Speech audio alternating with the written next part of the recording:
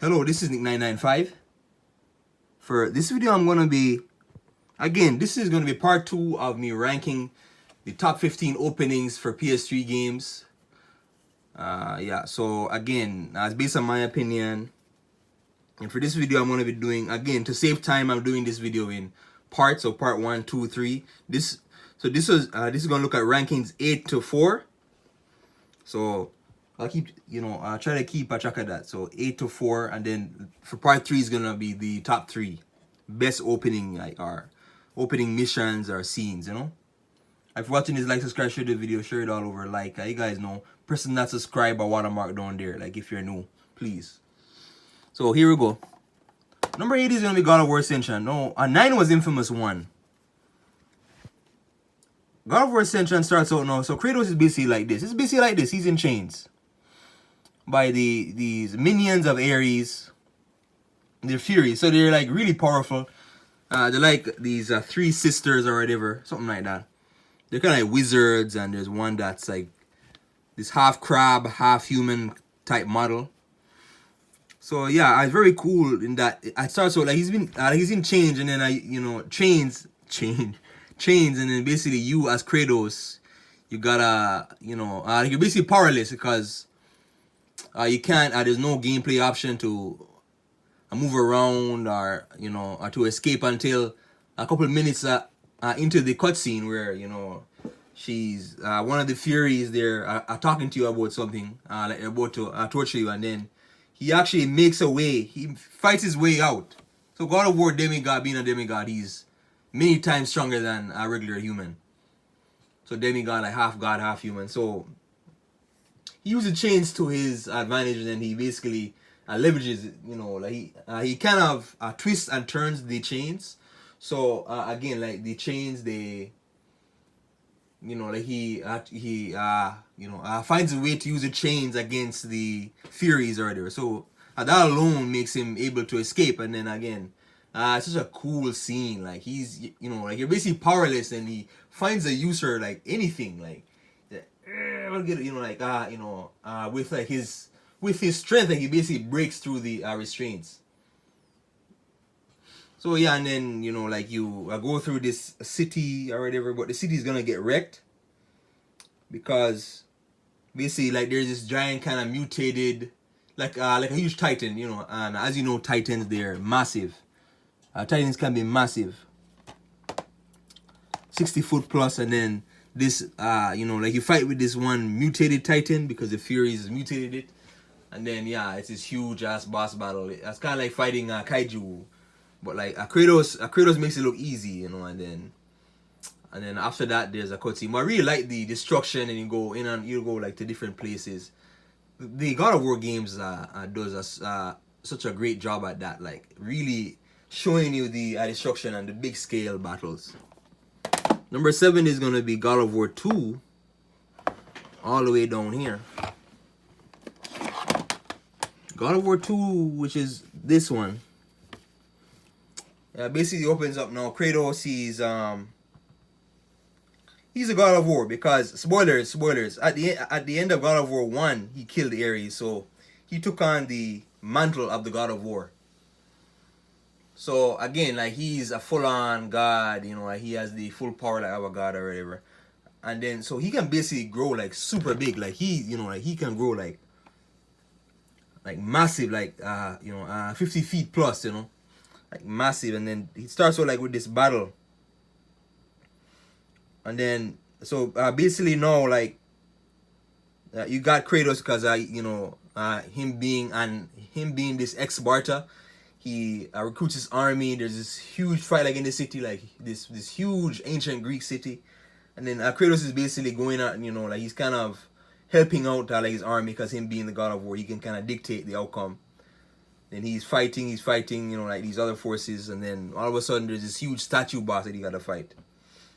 For those of you that played it, it's like this massive statue. What it's like? It's massive. It's massive. Oh, please. So yeah, it's like basically like that, and then Kratos is like that. So yeah, you got this massive statue, and then so you fight it, you go through different phases. and then all of a sudden Zeus comes down. It's so epic in that Zeus, he kind of tricks you. Like there's this a blade of Olympus which you think will help you defeat like this beast or whatever, this like huge statue. But it made no, I kind of didn't make sense because you're the god of war. Like you should be able to take this statue out, but you know, a gameplay logic, the game logic. So basically, no, he the blade of Olympus, he basically tries to take its energy, but there's something wrong in that. The blade of Olympus actually takes away his god power. So like the more he uses it, like it actually takes it away. So Zeus kind of played this trick on him.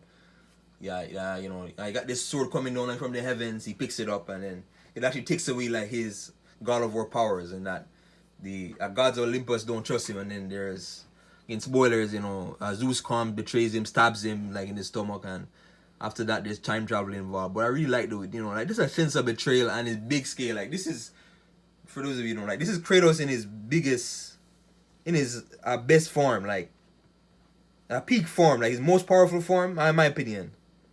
Because he's basically a literal god, you know, in this one. But yeah. Number 6 is going to be Metal Gear Rising. Metal Gear Rising starts out a very nice start in that you play as Raiden here. Raiden being him, a cyborg samurai, and well, you don't start out as a cyborg. You start like as a human, but you have these mods, you know, like super strength, super speed, and all that, super fast reflexes. But however, no, there's kind of like this political thing in Africa where you have to protect this one president. Then all of a sudden there's these rogue, like military. They're coming to take down the president to start like this one war. So you're going along with it. Then, you know, like there's different philosophical messages like peace and war, peace versus war, and you know, looking for your purpose and all that. And through his opening scene is so cool. You see this other cyborg samurai named Jetstream Sam. No, Jetstream Sam is pretty cool in that he basically has all the powers. He basically like has all the powers Jack has, but in this opening scene, this is him. He's so cool. He is so cool. Hold on, this stupid camera. So basically, no, with him, like. You know, like at this point, like in the game, he has all the powers Jack has, except he's more advanced because, again, like he's more trained and all that. So he basically fights Jack like near the end of it. But in between it though, there's one where he slices through these soldiers. It's so that's a gruesome scene. Even though they don't really show you the blood, because these soldiers are like half human, half android type. But there's lots of, you know, like there's gruesome scene. Then you have to defeat like the other soldiers. Then there's this massive ass boss fight again. This huge boss battle where you gotta fight this kind of like huge type of, I don't remember, like some sort of arachnid, something or other machine, like massive, huge. And then, you know, like you take it out.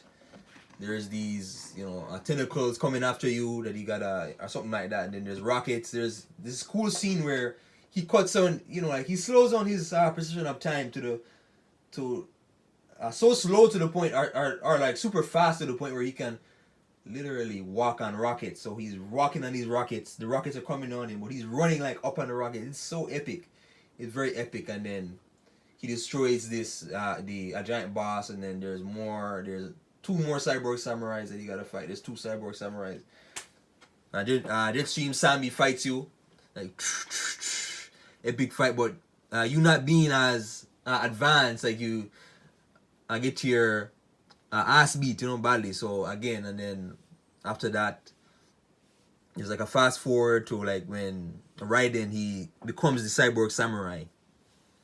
Through the doctors, they kind of do experiments on him, and then like, you know, like he's able to get like upgrades. And but like this is a cool little scene where, you know, like you know, again, like you think everything's gonna be normal, then everything just turns to shit. There's destruction, fights, there's huge boss battles, and there's so much going on at once. There's so much going on.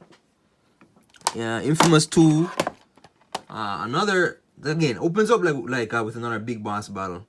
But this one, you really get the sense that the world is about to end, in that spoilers, like in the name of Infamous 1, please skip ahead, please. Somebody absorbed the race sphere. The race sphere is what gave Cole his powers, right? So this person, like this one agent or whatever, his rogue agent, he absorbs the race sphere, absorb, and then he becomes like this huge, like this huge ass titan type, fire giant or whatever, like huge. And then so you basically like as Cole, like you have to try your best to defeat it. It's basically like this. Hold on, let me get a good picture. So you gotta defeat like this giant, like massive titan, massive. And then you really get the sense that, okay, like if you fail, the world is gonna end, because meanwhile he's walking, like he's massive, like he's just walking through the city. He's like the size of a sort of building. I really get the sense that the world is about to end, because everywhere around him there's fire. There's like fire or like everywhere, the city is burning, and ships are breaking down, cars, bridges are collapsing, all that destruction is going down. And then you gotta try your best, like with your lightning offensive abilities. You gotta try your best to take him down. Like it's very it's really cool. Like a really cool scene, but again, you being so small and your powers being limited compared to him, you kind of it was set up for you to fail. So you fail, and then you guys gotta regroup. But the Empire City from Infamous 1 gets kind of blown up, and again, so that's a wrap from that.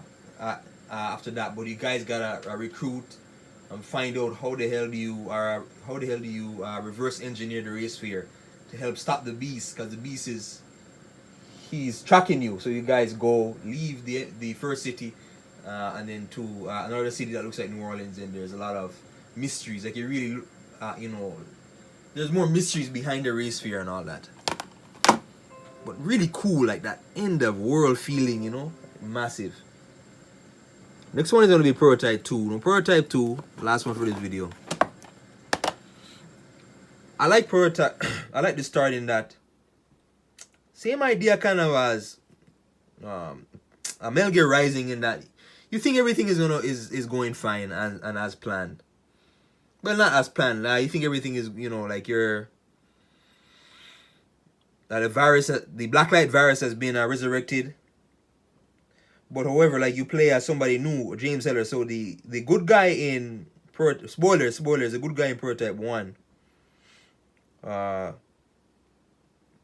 You kind of he's a bad guy like in this game, because he kind of resurrected like the virus. So New York City is back to being infected. So it it opens up James Heller. He's human. James Heller being him. It starts out like with him being human, but he's ex-military. He's like in the military. He's in this APC. And you're talking about, how they're gonna get back on Mercer, because Mercer basically killed his family, or got his family killed, or revenge. And then, at the end of the APC, all of a sudden now you see Mercer like he's like basically like Superman, like he's super OP. He jumps from his building, he does like a skydive, and then he just lands like on the ground, and like this shockwave, and massive winds or whatever. And then so we don't really see it fully, but the APC collapses, gets turned over, and then James Heller has to escape. He's the only one really that survives like out of his military group. And then so he sees Mercer, and then him not giving a crap. All he cares about is revenge. He runs at Mercer. He has his knife. He cuts Mercer like in the throat, but Mercer he can like super. He's basically like Superman. So he has his super healing ability. So Mercer is like. James Heller runs behind him, and then Mercer just like pushes him back, like with like his with the backside, like this one elbow. It basically like launches him 20 meters away, and then he's like super powerful. And I was like, how the hell did he survive that? But Mercer is holding back, because basically, and then meanwhile, no, like you're basically walking, like you're trying to. I don't know why. Like you're trying to chase Mercer, even though you don't stand a chance, and then You got these other infected trying to kill you. You see your guys getting mauled up. It's a very gruesome, like very like, really really really gruesome. But like what I really love about this start is the twist to it. He goes back after Mercer, and then basically Mercer grabs him. Well, no, like he tries to stab Mercer like in the arm, but like it does nothing. It does nothing to him. And then so basically Mercer, that's kind of like this. Hold on, this camera. So basically Mercer grabs him, and then because meanwhile James are like stab, like he's stabbing him repeatedly, but he's not doing anything, and then he injects you, or you think that Mercer kills him, but no, you actually wake up, and then it's revealed that now you're like Mercer, and that you have his powers. So that means that he saw something in you. He's giving you the powers, and it's like, whoa, that's pretty cool. So like address that sense of vulnerability, revenge. Like you're really out to get revenge against this guy, and but even though I don't stand a chance, like it's kind of a contradictory. And then I think he's gonna kill you, like he can just kill you like just by not even trying. But he sees something in you, he gives you some of his power. So you basically I become him, and then he wakes up in this facility where you're doing experiments on him. Really, really, really cool. But anyways, that's numbers 8 to 4. Next video, damn it. Next video is gonna be prototype. No, what am I? Our next video is gonna be the top 3. So top 3 opening mission. Anyways, that's it. Like, subscribe, share the video. Thank you.